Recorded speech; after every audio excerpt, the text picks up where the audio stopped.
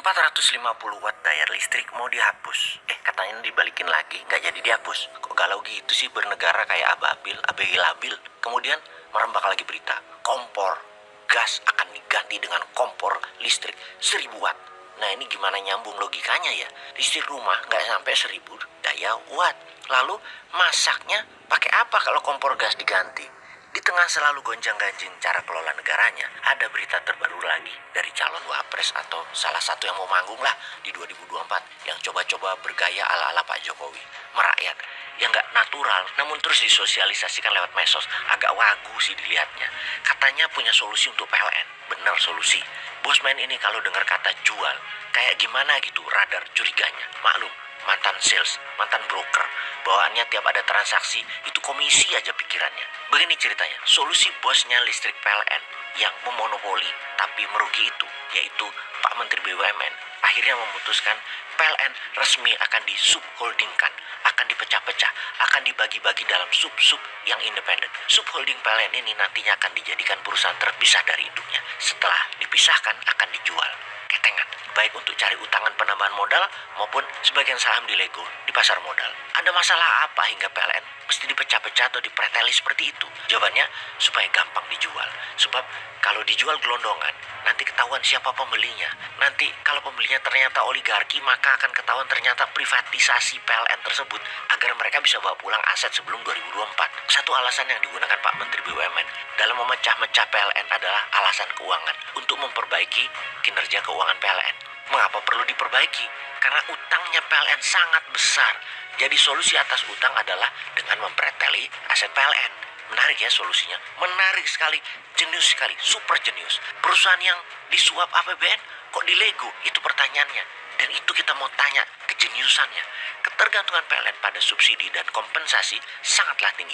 Subsidi adalah keputusan DPR dan pemerintah, sementara kompensasi adalah akal-akalan pemerintah melalui Menteri Keuangan.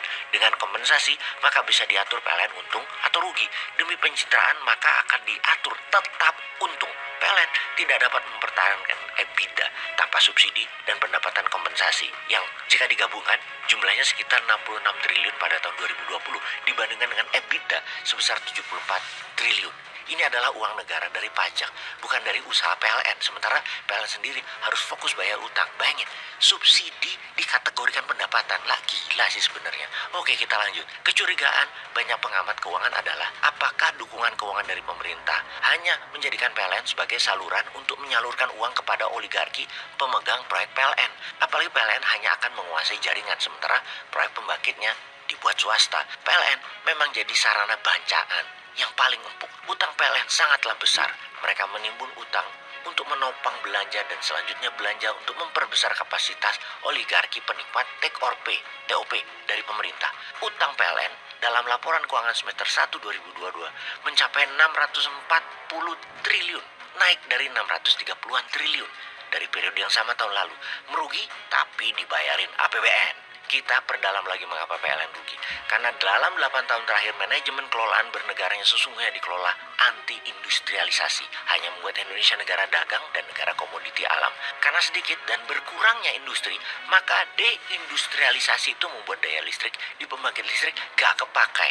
Kebetulan strategi jenius dalam pemerintahan adalah menggunakan strategi take or pay. Pakai gak pakai dibayar oleh PLN. Power plant pembangkit listrik punya oligarki. Itu kebetulan lagi pastinya. Inilah yang buat PLN nombok. Dibayarin APBN notabene hasil pajak rakyat. Kita perjelas arti take or pay adalah ambil atau bayar denda. Artinya PLN tidak punya pilihan terhadap setrum yang disediakan oleh penyedia listrik swasta yang disebut Independent Power Producer atau IPP. Dalam kondisi kekurangan listrik, skema ini memang diperlukan agar tak terjadi krisis energi. Namun ketika kelebihan listrik seperti sekarang karena berkurangnya industri, PLN nggak ada penjualan tapi harus bayar. Sebuah keputusan bernegara yang sangat jenius. Keputusan jenius membuat PLN menjadi punya arti baru perusahaan listrik tiang negara jadinya. Karena hanya punya tiang listrik, pembangkitnya dan sumber batu baranya pun punya oligarki. Inilah strategi jenius yang membuat oligarki di Indonesia dilindungi regulator yang akan menjadikan mereka selalu kaya walau rakyat dipajak tinggi. Ini semua untuk bayar oligarki. Anjrit bener deh. Salut, jenius. Wis ngeluh saya ini. Oke, daripada misu-misu terus, namun nggak ada yang dengar, ya kita perdalam rencana jenius membuat subholding dari Menteri BUMN. Subholding PLN, bisakah merupakan langkah cari cuan cepat untuk segelintir oligarki? Bisakah kita menyimpulkan bahwa kemungkinan ada yang mau bawa pulang aset ketengan PLN sebelum pemilu 2024? Ya nggak tahu, jangan tanya saya.